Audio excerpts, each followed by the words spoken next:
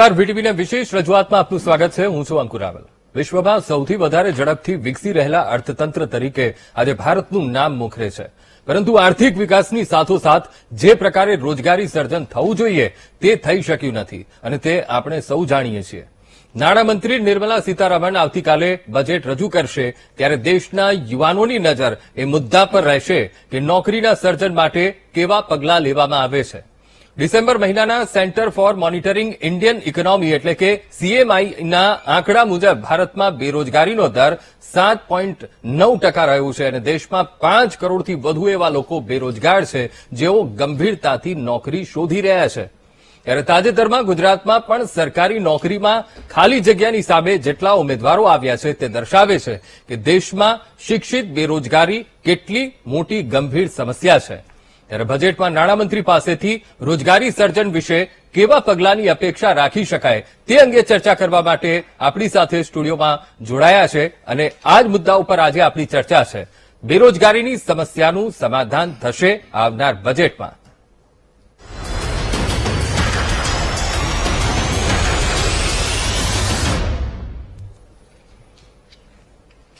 તો આપણા દેશનો સૌથી મોટો કોઈ મહત્વનો મુદ્દો હોય તો તે છે બેરોજગારી. આજે દેશ બેરોજગારી સામે ઝઝૂમી રહ્યો છે.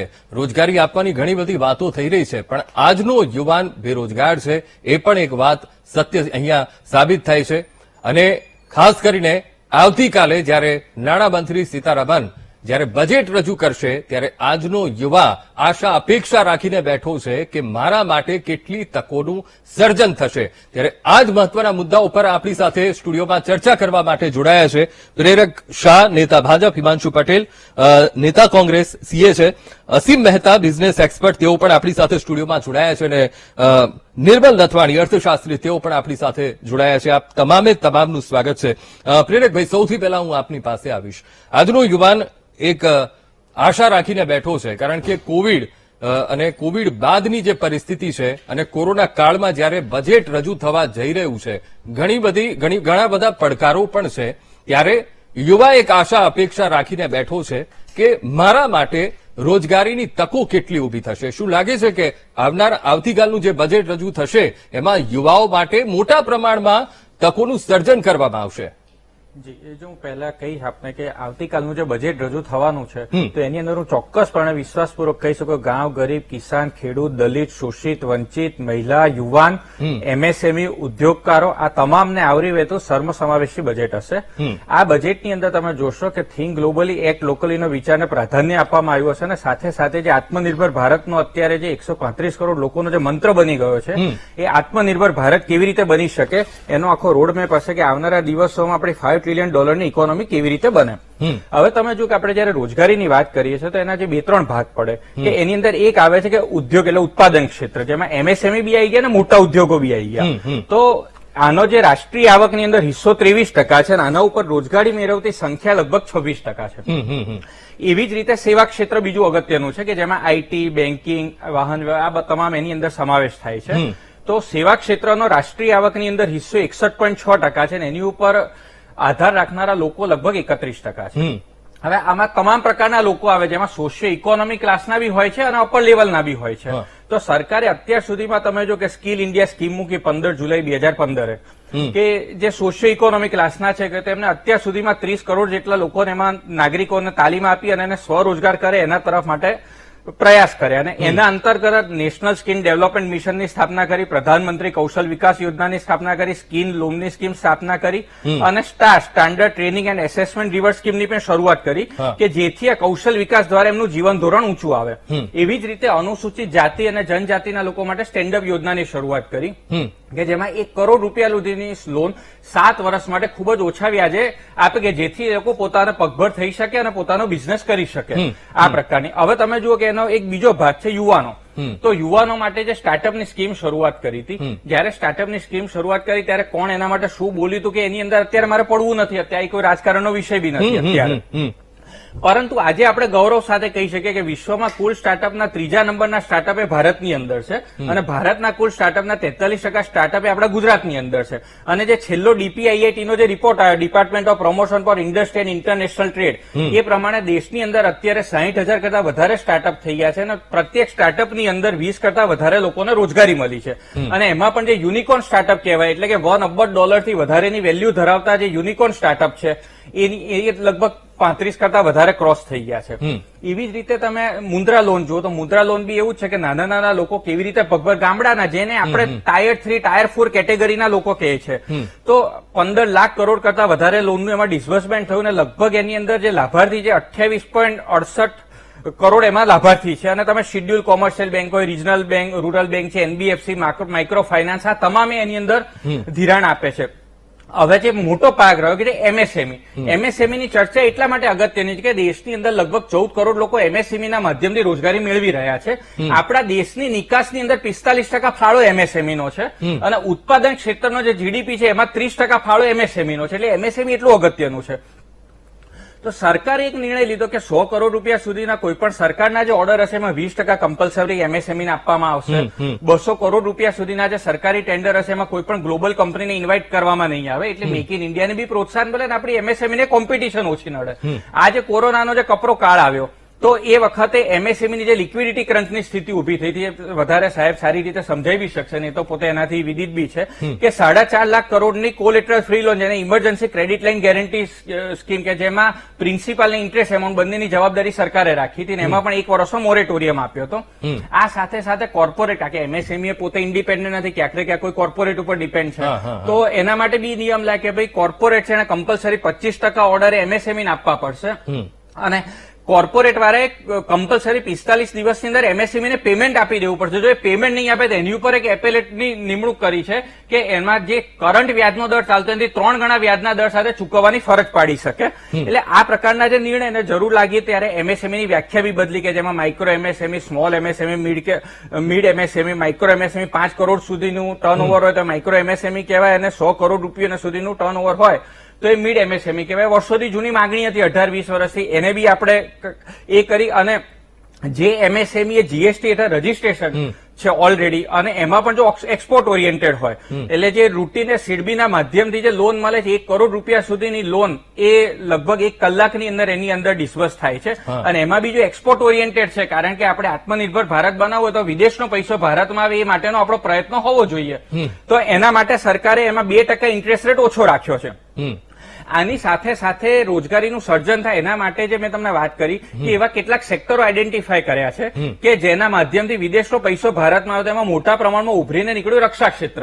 આજે આપણે વિશ્વની અંદર 3જા નંબરનું હાઈએસ્ટ ડિફેન્સ બજેટ એ ભારતનું છે અને ઇમ્પોર્ટ કરવામાં હથિયારોમાં 2જા નંબરના હાઈએસ્ટ ઇમ્પોર્ટ એ ભારત હથિયાર કરી રહ્યું હતું. તો ભારત સરકારે એવી 108 પ્રોડક્ટો આઈડેન્ટિફાય કરી કંપનીઓ જોડે બેસીને કે જે આપણે વિદેશથી નહીં મંગાવીએ.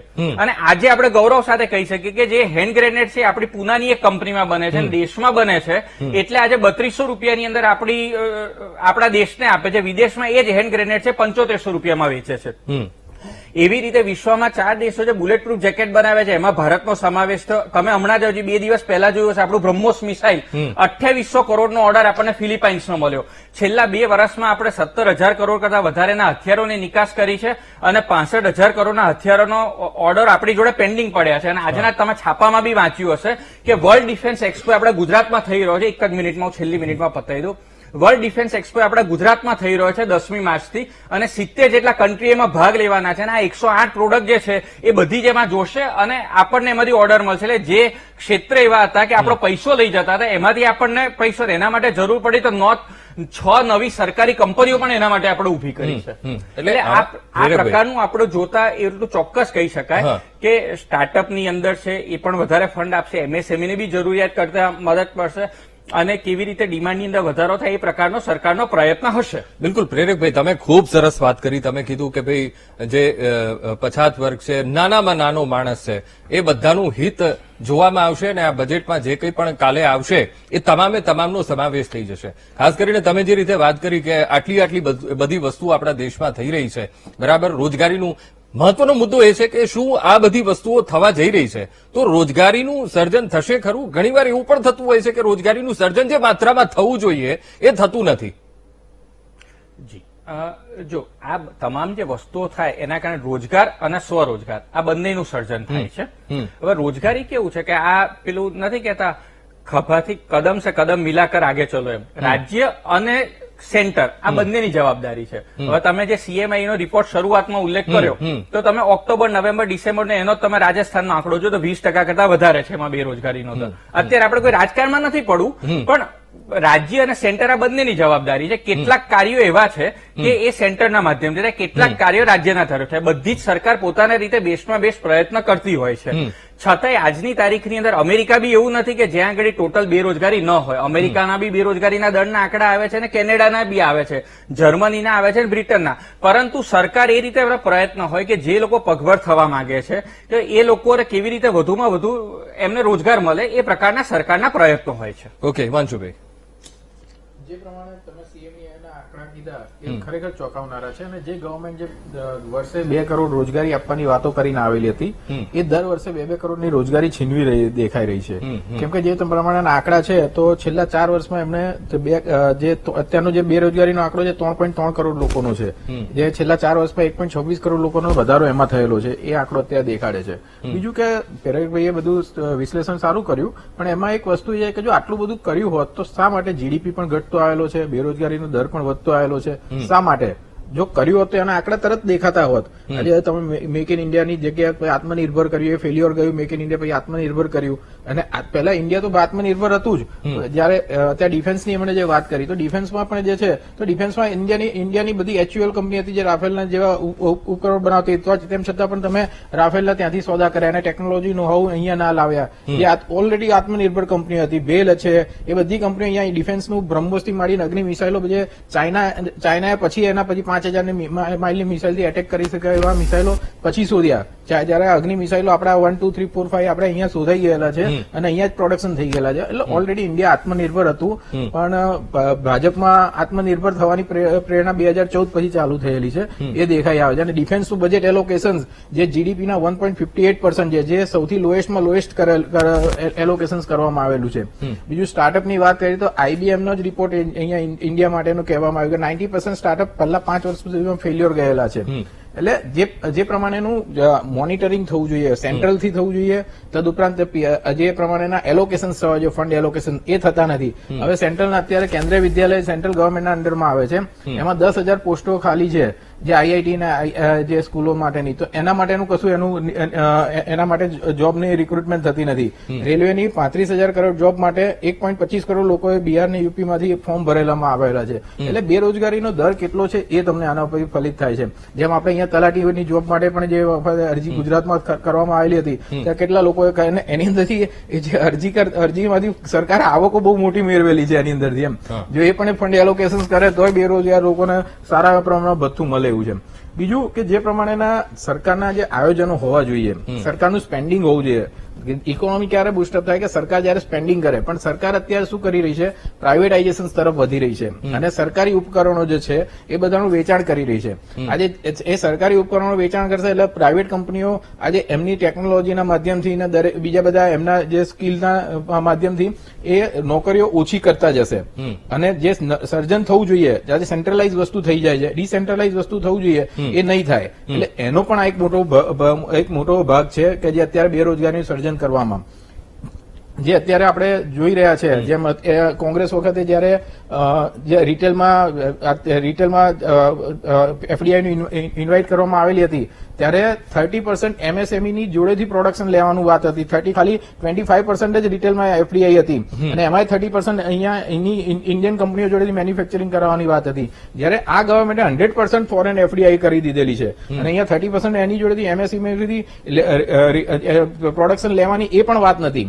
અને બીજું કે એમએસએમઈ નું જે અત્યારે જે કચ્છર ગાણ કરવામાં આવેલું છે, જે કોરોના પછી જેમને ફાઇનાન્સની જરૂર હોય તે ફાઇનાન્સ નથી મળી રહી, લોનો મોટી મોટી કંપનીઓ માટે મળેલી છે. એમએસએમઈ ના આંકડા તમે જોશો તો તમને ખ્યાલ આવશે કે 6.33 કરોડ લોકો અત્યારે એમએસએમઈ છે, એમાંથી 30% લોકો જે મેન્યુફેક્ચરિંગ સેક્ટર્સમાં છે અને 36% અત્યારે ટ્રેડિંગ એન્ડ કોમર્સમાં છે. એમાંથી 6.30 કરોડ જે છે સૂક્ષ્મ લઘુ એકમો છે, 7.31 લાખ લોકો લઘુ એકમમાં આવે છે અને 5 લાખ છે મીડિયમ થી મધ્યમ એકમો છે એ આવે છે. એટલે તમે ફાઇનાન્સ પણ તમે કરો તો કયા બેઝ ઉપર એમને ફાઇનાન્સ કરી? તમે આંકડા જોશો તો તમને એમએસએમઈ ના મોટી મોટી કંપનીઓ જ્યાં વ્યાખ્યા સુધારવામાં આવી એનાથી મોટી મોટી કંપનીઓ જ લાભ લઈ ગઈ છે, જે લોનોનું જે ડિસ્ટ્રીબ્યુશન થયું છે અને જે બેનિફિટ્સ આપવામાં આવેલા છે. એમએસએમઈ એક્ટ કોંગ્રેસ વખતે 2006 માં આવ્યો, જેથી કરીને મોટી કંપનીઓ નાના જે લઘુ ઉદ્યોગો છે એમને હેરાન ના કરે. આજે એનું તમે કેટલું ઇમ્પ્લિમેન્ટ કર્યું એ તમે દેખાડો. સૌથી વધારે જે છે અત્યારે નાના ઉદ્યોગોને જ માર પડેલો. જીએસટીમાં તમે ટેક્સ પહેલા લઈ લો છો, લઘુ ઉદ્યોગ ટેક્સના પૈસા વેપારીનો પૈસા આવ્યા ના હોય તેમ છતાં પણ તમે ટેક્સ વેપારી જોડેથી લઈ લો છો અને એના લેટ ફાઇલિંગની પેનલ્ટી પણ વેપારીઓ જોડે જ લો છો. તો એ આજે ઉદ્યોગકારોને એ જે ડેફિશિયન્સી પડી રહી છે એમની જે લિક્વિડિટીમાં, એના કારણે ધંધા રોજગાર બંધ થઈ જાય અને ધંધા રોજગાર બંધ થઈ જાય એટલે એમના ત્યાં કામ કરતા માણસોને પણ રોજગારી છીનવાઈ જાય છે. એટલે આ બધા એવા સૂક્ષ્મ પરિબળો છે કે જે ગવર્મેન્ટે ધ્યાનમાં લેવા જોઈએ. તમારે જે એટલા ટાઈટ કાયદા ના કરવા જોઈએ. ગવર્મેન્ટના જે આજે ટેક્સના પૈસા પહેલા આવી જાય છે પણ પબ્લિકના પૈસા નથી આવતા, ઉઘરાણી નથી આવતી. મોટી મોટી કંપનીઓ આજે પોતે નાદારી અંદર નોંધાવે છે. મોટી મોટી કંપનીઓ ઇન્ટેન્શનલી નાદારી નોંધાવે છે અને મોટી કંપનીમાં મર્જ થઈ જાય છે. એટલે આ એક જાતનું એક વ્યવસ્થિત પ્રમાણમાં એક મોટું ષડયંત્ર ચાલી રહ્યું છે એવું ફલિત થાય છે, જેના કારણે રોજગારીનું સર્જન નથી થતું.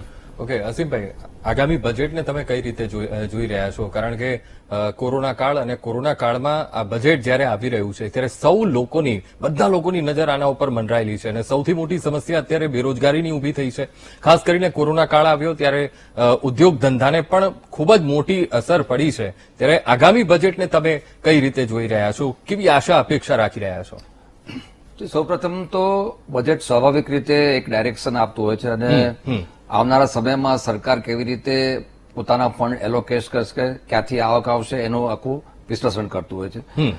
આ વખતના બજેટ ઉપર આપણું ફોકસ સ્વાભાવિક દર વખતે હોય છે, પણ આ વખતે એટલા માટે છે કે આપણે છેલ્લા 2 વર્ષથી પેન્ડેમિકના માર હેઠળ આપણે ચાલી રહ્યા છીએ.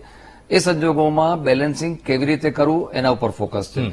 અત્યારે આપણા 2 મહાનુભાવોએ જે બેરોજગારીની ચર્ચા કરી. સ્વાભાવિક રીતે ભારત જેવા દેશમાં કે જ્યાં આપણે જે વસ્તીનું પ્રમાણ વધતું ચાલ્યું છે અને કદાચ હું જો વધારે ના કહેતો હું જ્યારથી બજેટને સમજતો થયો ત્યારથી સૌ પ્રથમ જો કોઈનું પણ લક્ષ્ય હોય તો એ બેરોજગારી ઉપર હોય છે અને એ સ્વાભાવિક છે, કારણ કે જો બેરોજગાર હશે તો દેશનો ગ્રોથ પણ નહીં થાય, દેશમાં સુલેહ શાંતિ પણ નહીં રહે અને જે કહીએ કે આપણે ડાઉનવર્ડ જતા જઈશું. એની સામે જો અત્યારની વાત કરીએ, હવે જે આપે મને સ્પેસિફિક પ્રશ્ન પૂછ્યો છે કે બજેટ પાસે તમે શું અપેક્ષા રાખો છો, તો બજેટમાં હું કદાચ થોડા આગળના ફિગર ઉપર જરા જઈશ કે અત્યારે જે એપ્રિલ થી નવેમ્બરની જે આપણી પાસે ફિગર છે ફિસ્કલ ડેફિસિટની, that is 46% of the budgeted figure. એટલે જે 9.2%ની ફિસ્કલ ડેફિસિટ ગયા વખતે પ્રિડિક્ટ કરવામાં આવી હતી, પ્રોજેક્ટ કરવામાં આવી હતી, એના 46% આપણે નવેમ્બર સુધી ઓલરેડી એચીવ છે. ઇન માય ઓપિનિયન આ એક ફિગર બહુ જ સારી ગણી શકાય. સરકાર પાસે સારું લીવે આ 2 મહિનામાં રહેશે કે જ્યાં નવા કેપિટલ એક્સપેન્ડિચર કરી શકે છે. સૌથી મહત્વની વસ્તુ એ છે કે સરકાર સ્પેન્ડિંગ કરે તો એ પ્રાઇવેટ સેક્ટર એમાં ઇન્વેસ્ટમેન્ટ કરવા માટે પ્રેરાશે. અને એક પગલાઓની ઘણી બધી વાત થઈ કે એમએસએમઈ ને આપવાની વાત થઈ કે આપણા પ્રેરકભાઈ અને ભાઈ હિમાંશુભાઈએ પણ બહુ સારી રીતે એક ચર્ચા કરી.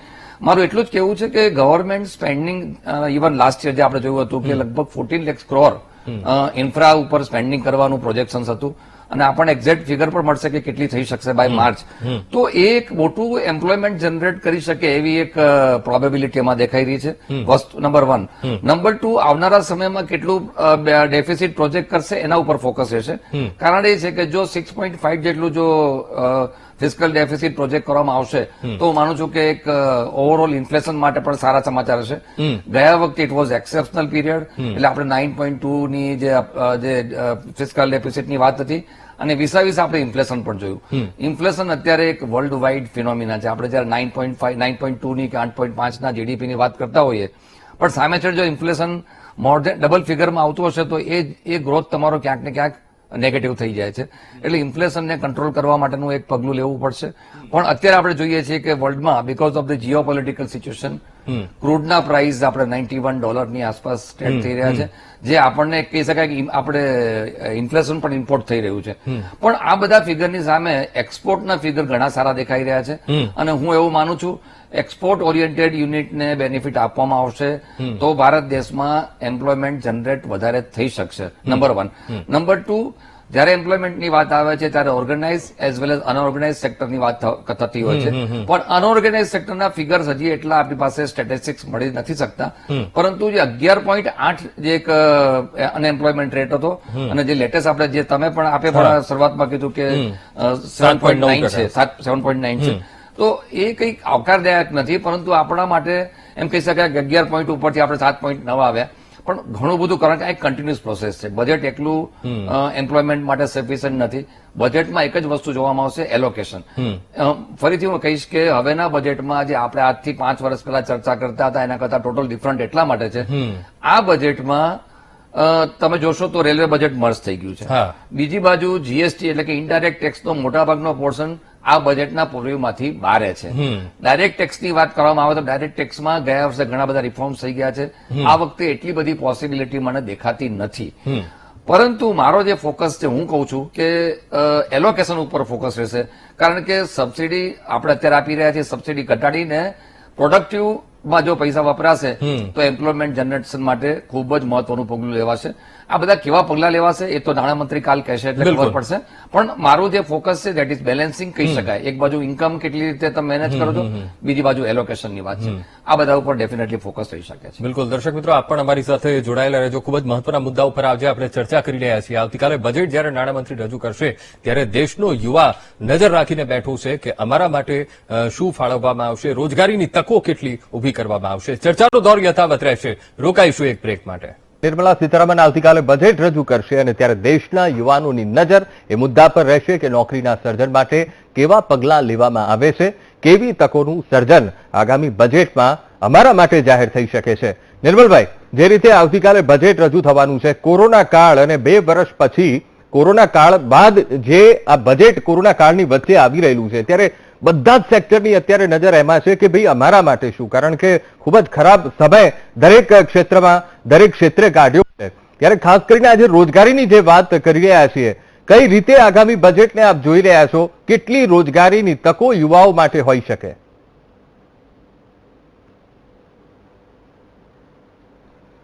અંકુરજી, બેરોજગારીની ચર્ચા તો અગાઉ પણ થતી હતી, પણ ખાસ કરીને કોરોના કાળ નું ચિત્ર આપણે સૌએ જોયું અને ત્યાર પછી બેરોજગારીની ચર્ચા જરા વ્યાપકપણે અને ગંભીરતાથી કરવામાં આવી રહી છે. એને સમસ્યા તરીકે જોવામાં આવતી હતી, પણ અત્યારે જે છે એ વકરી ગયેલી સમસ્યા છે. સૌથી પહેલા તો બેરોજગારી કેવી કોને? કામ કરવાની ઈચ્છા હોય, કામ કરવાની શક્તિ હોય, કામ કરવાની લાયકાત હોય, પ્રવર્તમાન દરેક કાર્ય કરવાની ઈચ્છા હોય અને એમ છતાંય જયારે કાર્ય ન મળે ત્યારે તેને બેરોજગારી કહેવામાં આવે છે. લોકડાઉનના તબક્કામાં આપણે સૌએ જોયું કે કલાક દીઠ 60,000 રોજગારી મેળવનાર લોકોની છટણી કરવામાં આવતી હતી અને એનો આંકડો વધતો જ ગયો. રોજગારીની તકો સીમિત થઈ, જેને છૂટા કરવામાં આવ્યા એને બીજે ક્યાંય નોકરી મળે એવી કોઈ, રોજગારી મળે એવી કોઈ શક્યતા નહોતી અને આમ દેશમાં બેરોજગારોની એક ફોજ ઉભી થઈ.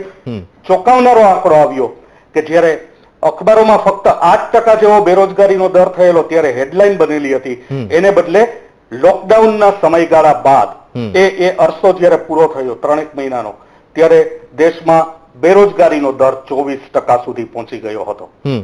અને ત્યારબાદ પણ જે અંદાજપત્રની જાહેરાત થઈ એ નિરાશાજનક માહોલમાં થયેલી હતી અને એને કારણે રોજગારીના સર્જન ક્ષેત્રે કરી શકાય એવી કોઈ સ્થિતિ જ નહોતી. પણ તટસ્થતાપૂર્વકના માહોલમાં આવતીકાલે જે અંદાજપત્ર રજૂ થવા જઈ રહ્યું છે એના પર સ્વાભાવિક છે કે રોજગારીનું ક્ષેત્ર જે ખરડાયું છે, અનેક બેરોજગારો છે, ત્યારે બેરોજગારો પણ અન્ય સ્ટેક હોલ્ડર્સની જેમ અપેક્ષા રાખે કે અમારા માટે આ અંદાજપત્રમાં શું થવા જઈ રહ્યું છે. આ સમગ્ર અંદાજપત્રનો સાર માંગનું સર્જન કરવાનો હશે. અને માંગનું સર્જન શું કામે ને? સરકાર એક જ મંત્રથી આગળ વધે એવું લાગી રહ્યું છે. આપણે કહીએ છીએ ખર્ચ વધારશે, બધી જ વાત થઈ રહી છે, પણ સરકાર માંગના સર્જન પર ફોકસ શું કામ કરશે? કારણ કે માંગના સર્જન ઉપર જો ફોકસ કરવામાં આવે તો જુદા જુદા ક્ષેત્રોના જે પૈડા થંભી ગયા છે કે ધીમા ધીમા ચાલી રહ્યા છે એને ગતિ આપી શકાશે અને એનું મૂળ લક્ષ્ય એ રોજગારી હશે. અને એટલા માટે સરકાર એક કાંકરે બહુવિધ લક્ષ્યાંકો સિદ્ધ કરવાની દિશામાં આગળ વધશે. જુદા જુદા ક્ષેત્રોની વાત કરીએ, જેમ કે આપણને એમ થાય કે ટેક્સ પેયર્સને રાહત આપવામાં આવે તો એને કારણે શું થાય?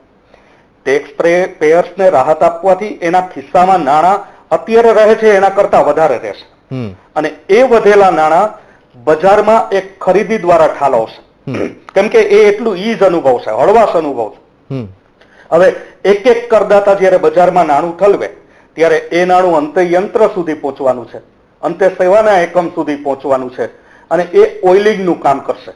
જે થંભી ગયેલા કે ધીમા ચાલતા રથ છે, પૈડા છે, એની ઝડપ વધશે અને એમાં અનેક યુવાનોને જોતરવાની જરૂર પડશે. આમ સરકારનું અંતિમ લક્ષ્યાંક, કોઈ પણ જાહેરાત થાય એનું અંતિમ લક્ષ્યાંક રોજગારી સર્જનનું હશે.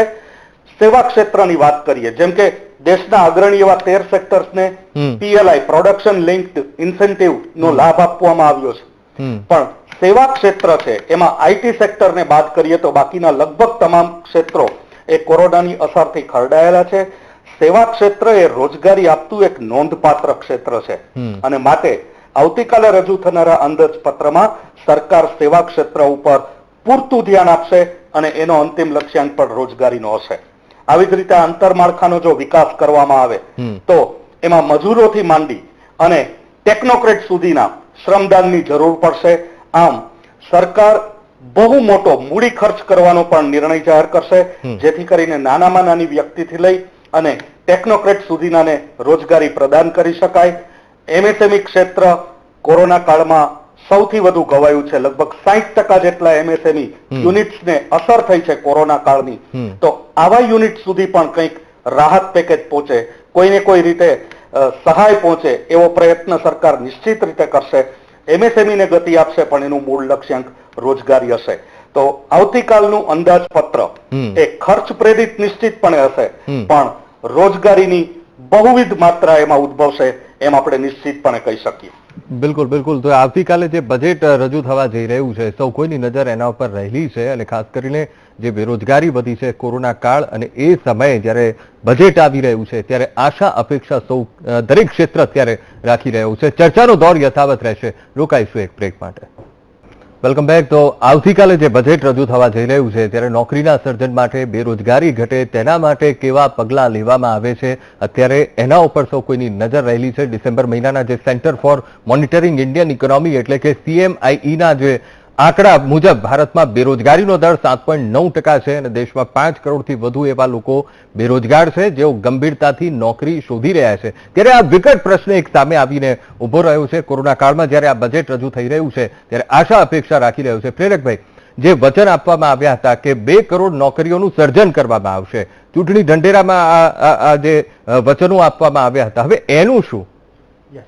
અંકુરભાઈ, તમે ખૂબ સાચી વાત કરી કે 2 કરોડ રોજગારનું સર્જન કરવામાં આવશે એ પ્રકારનો વાયદો આપવામાં આવ્યો હતો અને એ પ્રકારે જ થઈ રહ્યું છે અત્યારે. અને જે આસિમભાઈએ બી જે વાત કરી, હું એ વાતને ત્યાંથી જ ઉપાડીશ. એમણે જે વાત કરી કે એક્સપોર્ટ ઓરિએન્ટેડ કંપનીઓ છે એને રાહત આપવામાં આવશે એવી એમને અપેક્ષા છે. અને જે આત્મનિર્ભર ભારતની વાત કરીએ છીએ, એટલે આત્મનિર્ભર શબ્દ એટલે માત્ર કોઈ એક આર્થિક વિચાર નથી. આત્મનિર્ભર શબ્દ એ તમે જુઓ કે ગરીબ કલ્યાણ, વહીવટ, ટેકનોલોજી, સંસાધનોનો મહત્તમ અને જવાબદારીપૂર્વકના ઉપયોગની સાથે સાથે નિકાસ પ્રેરિત વિકાસ એટલે વધુ નિકાસથી વધુ વિકાસ, આની ઉપર એનું ફોકસ રહેશે. અને તમે જુઓ કે જે રીતે સરકારે પ્રયત્ન કર્યા છે, આપણા ત્યાં 2014 સુધીમાં મોબાઈલનું મેન્યુફેક્ચરિંગ કરતી 2 કંપની હતી. આજે સેકન્ડ લાર્જેસ્ટ મોબાઈલનું મેન્યુફેક્ચરિંગ થતું હોય તો ભારતમાં થાય છે. ખાલી 2017-18 ની જ વાત કરું તો 1300 કરોડના આપણે મોબાઈલ જે છે એક્સપોર્ટ કર્યું હતું. અત્યારે 2021-22માં આપણે 1,10,000 કરોડનું એક્સપોર્ટ કર્યું. એવી રીતે રત્ન અને ઘરેણાની જો વાત કરીએ તો ગત વર્ષની સરખામણીમાં આપણે બમણા એટલે લગભગ $23.6 બિલિયન આપણે રત્ન અને ઘરેણા ખાલી એક્સપોર્ટ કર્યા. એવી જ રીતે દવા અને ફાર્મા સેક્ટરની વાત કરીએ તો એની પણ નિકાસ વધીને 1812.60 બિલિયન ડોલરની થઈ છે. સરકારે જે નિર્મલભાઈએ બી જે વાત કરી કે PLI સ્કીમ મૂકી, પ્રોડક્શન લિંક ઇન્સેન્ટિવ સ્કીમ, એટલે ઇકોનોમિક્સનો એક નિયમ છે કે ડિમાન્ડ ક્રિએટ સપ્લાય, પરંતુ જ્યારે આ કોરોનાની મહામારી આવી 100 વર્ષમાં પહેલી વાર આવી હતી. અમે ભણ્યા ત્યારે બી આ નિયમ ભણ્યા હતા. પરંતુ આ જ્યારે કોરોનાની મહામારી આવી ત્યારે નિયમમાં બદલ્યો કે supply creates its own demand, અને વિશ્વની અંદર 4 જ કન્ટ્રી એવા હતા કે જેમણે એમના પેકેજની અંદર સપ્લાય બાજુ પણ પેકેજ આપ્યું હતું, અને જેની વખાણ IMF બી કર્યા ભારતના આના જે આ PLI સ્કીમ.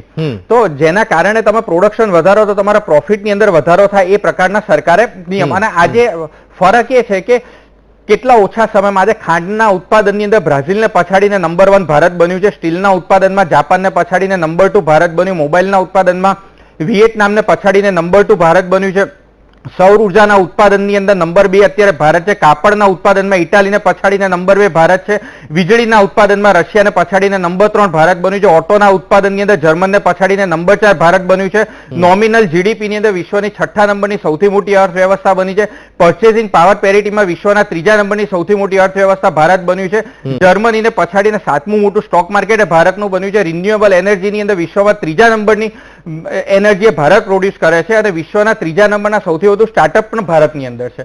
આ એક બદલાયેલા આપણા ભારતની તસવીર છે. ભરતી પરીક્ષા જ્યારે થાય છે, ફોર્મ જે રીતે ભરાય છે એમાં પણ દેખાય છે આપણને કે ભાઈ બેરોજગારી પણ સામે કેટલી છે.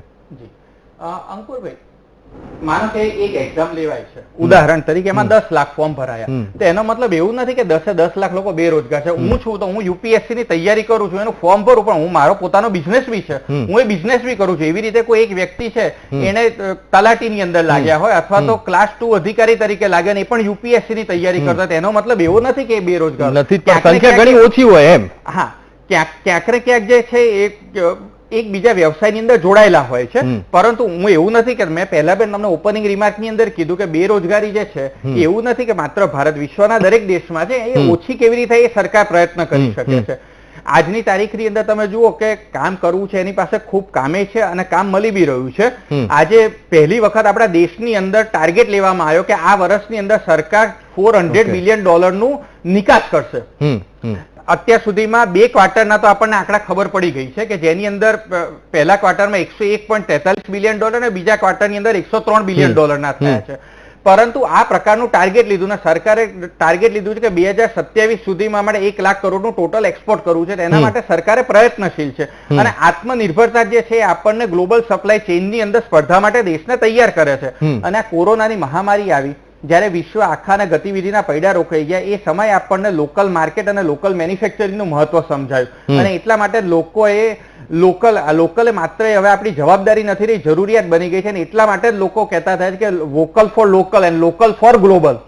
આજે આપણા ત્યાંથી નાની નાની વસ્તુ આપણે ફોરેનમાં, તમને અહીંયા એક સામાન્ય ઉદાહરણ આપું. હમણાં હું આણંદ જિલ્લાના બોરિયાવીમાં ગયો હતો. બોરિયાવીથી અત્યારે લોકો હળદર જે છે એ એક્સપોર્ટ કરે છે. એટલે આ નાની નાની વસ્તુ પર દેશની અંદર કેટલો મોટો બદલાવ આવી રહ્યો છે, આ એનું એક બેસ્ટ એક્ઝામ્પલ છે.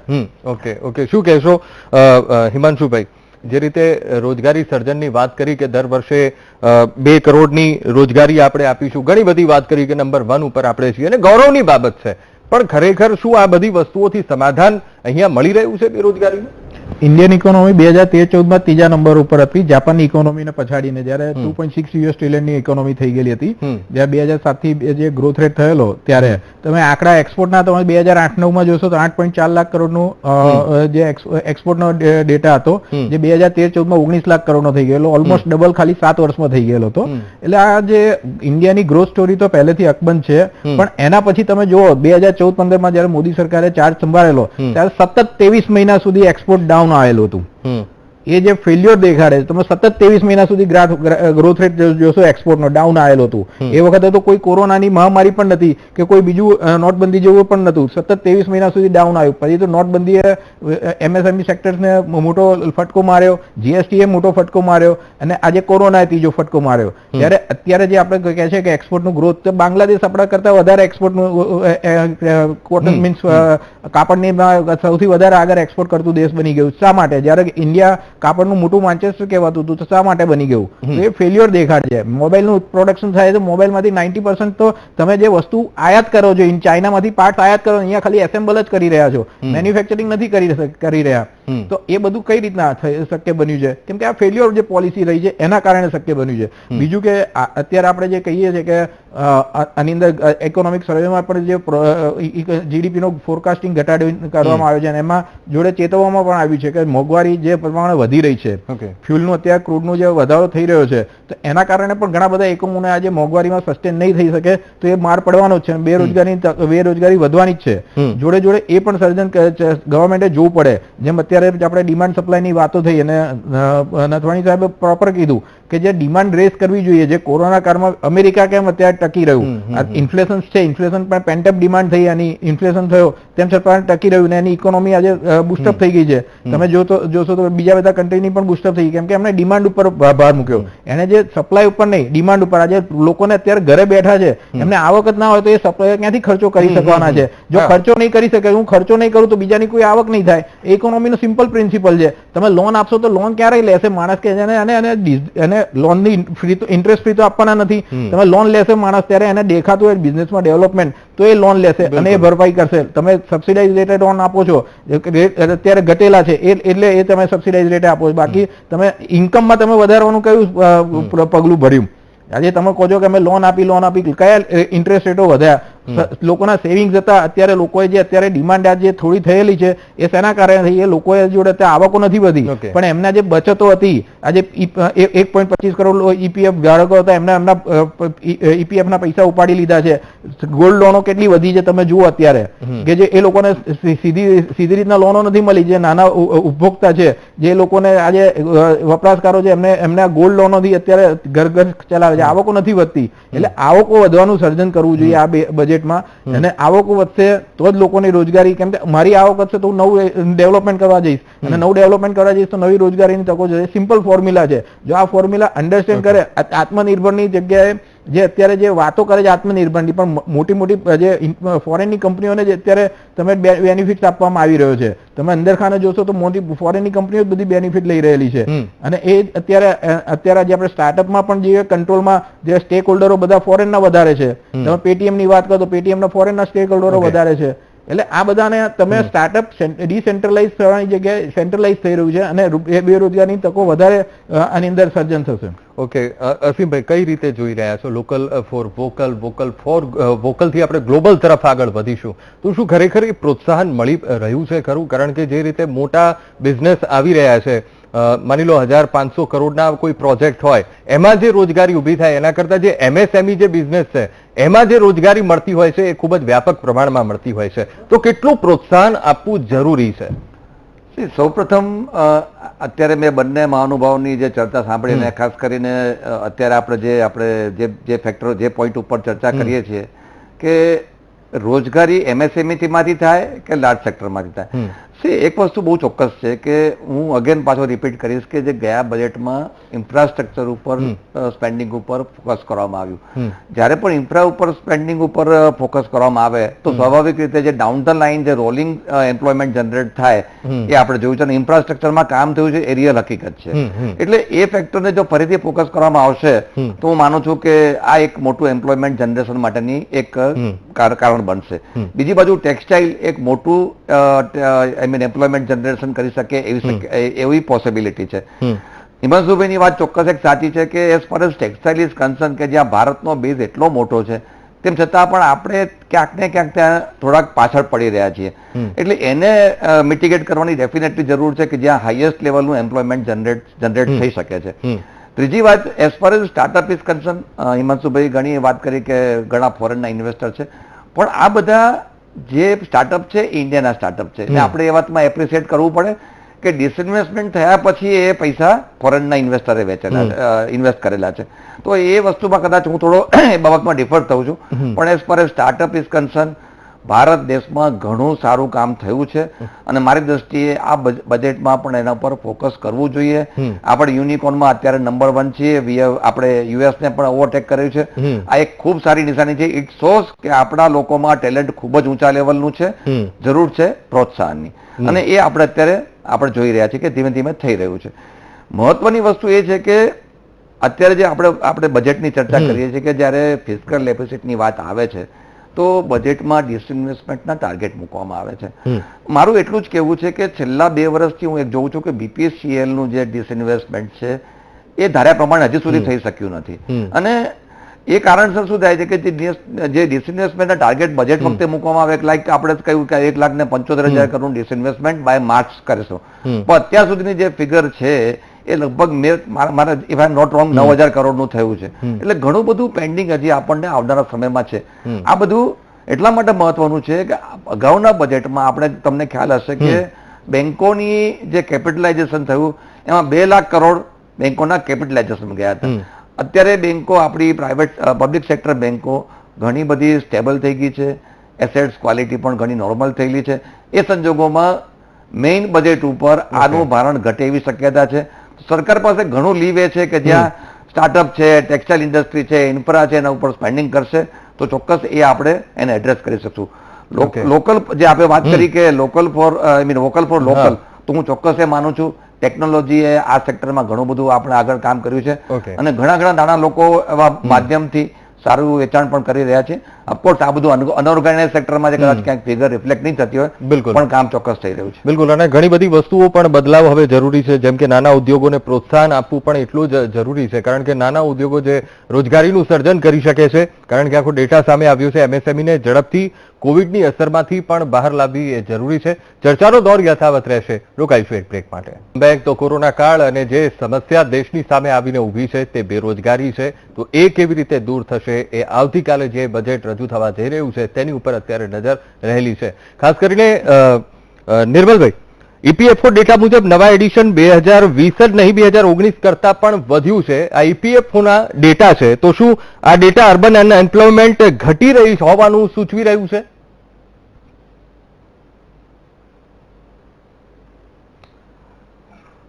અંકુરભાઈ, સૌથી પહેલા તો બેરોજગારી વિશેની હું એક સ્થિતિ સ્પષ્ટ કરવા માંગુ છું અને ત્યારબાદ આ વાત ઉપર હું કેન્દ્રિત થવા માંગુ છું. બેરોજગારીની જે સ્થિતિ છે એને મોટા ભાગે સરકારી નોકરીઓના સંદર્ભમાં મૂલવવામાં આવે છે અને માટે ક્યારેક આપણે સૌ ગેરમાર્ગે દોરાતા હોઈએ છીએ. ધારો કે 2000 જગ્યા માટેની અરજીઓ મગાવવામાં આવી હોય તો એના ઉપર સીધું લક્ષ્ય હોય એવા કદાચ 20,000 યુવાનો હોય કે એની પાસે એ પરીક્ષા પસાર કર્યા સિવાય કોઈ વિકલ્પ જ ન હોય. પણ બાકી માળીકામ કરતા લોકો, દરજીકામ કરતા લોકો, કરિયાણાના વેપાર સાથે જોડાયેલા યુવાનો કે અન્ય કોઈ નોકરી ધંધા વ્યવસાય સાથે જોડાયેલા લોકો પણ સરકારી નોકરી પ્રત્યેના આકર્ષણને કારણે એમાં અરજી કરતા હોય છે. અને પરિણામે અરજીની સંખ્યા એટલી બધી વધી જાય છે કે એને ખાલી પડેલી જગ્યા સાથે મૂલવવામાં આવે છે અને અહીંથી આપણી નજર સમક્ષ બેરોજગારીની સમસ્યાએ જાણે કે વિકરાળ સ્વરૂપ ધારણ કર્યું હોય એવું એક ચિત્ર આવે છે. નિશ્ચિતપણે લોકોને સલામત નોકરી જોઈએ છે, સલામત આવક જોઈએ છે, એટલે સરકારી નોકરીઓનું આકર્ષણ તો છે જ છે, એમાં કોઈ શંકા નથી. પણ એ લોકો ભૂખ્યા વિના જીવન ગુજારે છે એવું નથી. એ લોકો કોઈને કોઈ રોજગાર સાથે સંકળાયેલા છે અને રોજગારી મેળવી રહ્યા હોય છે, પણ એને વધારે સારી રોજગારી મેળવવી હોય છે અને લોકો જયારે કંઈક છે એના કરતા વધારે સારું મેળવવા જાય એટલે ત્યાં ધસારો થતો હોય છે. તો બેરોજગારીના સંદર્ભમાં આ સ્થિતિ છે એની પણ સ્પષ્ટતા થવી જોઈએ. આપે આંકડાઓની વાત મને પૂછી. આંકડાઓ છે ને એ હંમેશા સાપેક્ષ ખ્યાલ હોય છે. બધા જ આંકડાઓ સાચા છે એવું માનવાને કારણ નથી. ક્યારેક આંકડાઓ પરિસ્થિતિજન્ય પણ હોય છે. જેમ કે 3 મહિના પહેલા જુઓ તો તેજીનો માહોલ હતો, વળી પાછી લોકોની માંગ સંતોષાઈ ગઈ, એ વણ સંતોષાયેલી માંગ હતી એટલે માંગ નીકળી હતી, તેજીનો માહોલ હતો. વળી પાછી લોકોની માંગ સંતોષાઈ ગઈ, લોકો સ્થિર થઈ ગયા એટલે વળી પાછી માંગ ઘટી જાય તો આપણને એમ થાય કે હવે મંદી ચાલુ થઈ. પણ એવું ન હોય. વણ સંતોષાયેલી માંગ સંતોષાતી હોય ત્યારે માંગ ઉચકાતી હોય. એમ નોકરીમાં પણ આવું છે. થોડો સમય તેજી આવે એટલે વળી પાછી યુવાનોને નોકરી મળવા લાગે. યુવાનોને નોકરી મળવા લાગે એટલે જે કાંઈ આંકડાઓ હોય એ ફરીથી એકઠા કરવામાં આવે તો એ આંકડાઓ ઘટી ગયા હોય. આમ આંકડાઓ હંમેશા પરિસ્થિતિજન્ય હોય છે અને એનો ખ્યાલ સાપેક્ષ હોય છે. પણ નિશ્ચિતપણે આપણે જયારે અંદાજપત્રની ચર્ચા કરી રહ્યા છીએ ત્યારે રિટેલર્સ હમણાં કહી રહ્યા હતા કે અમે પણ લોકોને રોજગારી આપી શકીએ એવી સ્થિતિમાં છીએ જો સરકાર માત્ર અમને લોન આપે. હવે રિટેલર્સ પાસેથી તો એને જામીનગીરી પણ મળવાની છે. સરકાર એક રજૂઆત એવી પણ કરતી હોય છે કે જેની પાસેથી અમને જામીનગીરી ન મળી શકે એને અમે લોકોના નાણાં ન આપી શકીએ. સરકાર સાચી છે, એ નાણાં ડૂબી જવાની શક્યતા રહેતી હોય છે. પણ જ્યારે રિટેલર્સ તમારી પાસેથી લોન માગી રહ્યા છે ત્યારે કોઈ એવી સુગમ પરિસ્થિતિ, એક મિકેનિઝમ ઊભું કરવું જોઈએ કે રિટેલર્સને જે નાણાં જોઈએ છે, જે નાણાં એને ગુમાવ્યા છે, કાં તો પોતાના પરિવારજનની સારવારમાં ગુમાવ્યા છે, કાં તો વેપાર ઘટવાને કારણે ખોટ સ્વરૂપે ગુમાવ્યા છે, તો એ નાણાં એ કોની પાસેથી મેળવે? શું એ સાહુકાર પાસે જશે? અંતે તો એ તમારી પાસે આવશે, તમારા ઉપર ભરોસો રાખશે, કેમ કે ત્યાં એનું શોષણ નથી થવાનું. તો એવા જે રિટેલર્સ છે એને જો સરકાર દ્વારા કોઈને કોઈ રીતે સહાય આપવામાં આવે તો રિટેલર્સનો એવો દાવો છે કે અમે પણ રોજગારીનું સર્જન કરી શકીએ છીએ. વાત થઈ સ્ટાર્ટઅપ્સની. ભારતનો 3જો નંબર છે, સાવ સાચી વાત છે. ભારતમાં 60,000 જેટલા સ્ટાર્ટઅપ્સ છે અને એ સ્ટાર્ટઅપમાંથી ઘણા બધાએ નિષ્ફળતા મેળવી છે, પણ તક મેળવી છે અને એક પ્રયત્ન કર્યો છે, સારી વાત છે. નિષ્ફળ ગયેલા સ્ટાર્ટઅપ પુનઃ બેઠા થાય. પહેલા તો એ શા માટે નિષ્ફળ ગયા એના માટે એક સિંગલ વિન્ડો મિકેનિઝમ ઊભું કરવું જોઈએ. ભાઈ તમને તકલીફ શું પડી? મોટા ભાગે નિષ્ફળ ગયેલા સ્ટાર્ટઅપ્સનો એવો દાવો છે કે અમે વિકાસ કરી રહ્યા હતા અને વિકાસના તબક્કે અમને જે નાણાંની જરૂર પડી એ નાણાં મેળવવામાં અમે નિષ્ફળ રહ્યા અને માટે અમારો જે આખો ટાવર હતો એ ધ્વંસ થઈ ગયો. તો આ વાત જે જેન્યુઇન રીઝન્સ છે, એ જેન્યુઇન રીઝન્સ જો સોલ્વ કરવામાં આવે તો એમાં જોડાયેલા લોકો અને એ લોકો જેને રોજગારી આપે છે એ બધા અંતે એક રોજગારીનું મોટું વર્તુળ કે મોટો સમૂહ ઉભો કરી શકશે અને આ રીતે દેશમાં રોજગારીનું સર્જન કરી શકાશે. કોને ક્યાં નિષ્ફળતા મળે છે એનો અભ્યાસ થવો જોઈએ. આ જ રીતે એક બહુ મહત્વની વાત કરું અંકુરભાઈ, મારા માટે એ છેલ્લી વાત હશે કે લોકોને રોજગારીના ક્ષેત્રો બતાવવાની જરૂર છે. બિલકુલ. એવા ઘણા ક્ષેત્રો છે કે જે યુવાનો ઝંખે છે. મેં હમણાં તમને માળીકામની વાત કરી. આપણા સૌનો અનુભવ હશે કે આપણે સારો માળી શોધવા જઈએ તો મળતા નથી. આપણે સારું દરજી કામ માટે કોઈને શોધવા જઈએ કે કોઈ સારા મિકેનિકને શોધવા જઈએ, સારા પ્લમ્બરને શોધવા જઈએ તો મળતા હોતા નથી. બિલકુલ બિલકુલ. હવે જે લોકો સાવ સાધારણ સ્થિતિના છે એને અમુક ક્ષેત્રો બતાવવાની જરૂર છે કે આટલા આટલા ક્ષેત્રો છે, એમાં અંદાજિત આટલી આવક મળી શકે એમ છે. જો તમારી પાસે કઈ કામ ન હોય તો અમે તમને તાલીમ આપીએ, તમે આ ક્ષેત્રોમાં પ્રારંભિક રીતે તો જોડાઓ અને પછી જેમ જેમ નિર્મલભાઈ ખૂબ જ મહત્વની વાત કરી, ક્ષેત્ર બતાવવાની પણ જરૂર છે. બિલકુલ બિલકુલ, ખૂબ જ મહત્વની આ વાત છે કે ક્ષેત્ર બતાવવાની પણ જરૂર છે, કારણ કે ઘણીવાર યુવાન એ આશા રાખતો હોય છે અને એક નાનો એક ક્વેશ્ચન એના મનમાં થતો હોય છે કે હવે કયા ક્ષેત્રમાં મારે આગળ વધવું જોઈએ કે જેથી કરીને હું કંઈક કરી શકું. ત્યારે એ મુદ્દે પણ કંઈક થવું જરૂરી છે અને આવતીકાલે જે બજેટ રજૂ થવા જઈ રહ્યું છે તેના ઉપર અત્યારે દરેક ક્ષેત્ર નજર રાખીને બેઠું છે. પ્રેરકભાઈ, હિમાંશુભાઈ, અસીમભાઈ, નિર્મલભાઈ, આપ તમામ મહત્વની ચર્ચા માટે જોડાયા તે બદલ આપનો ખૂબ ખૂબ આભાર. તો દર્શક મિત્રો, અમારી વિશેષ રજૂઆતમાં હાલ બસ આટલું જ. સમય થયો છે એક બ્રેકનો. લઈએ એક બ્રેક.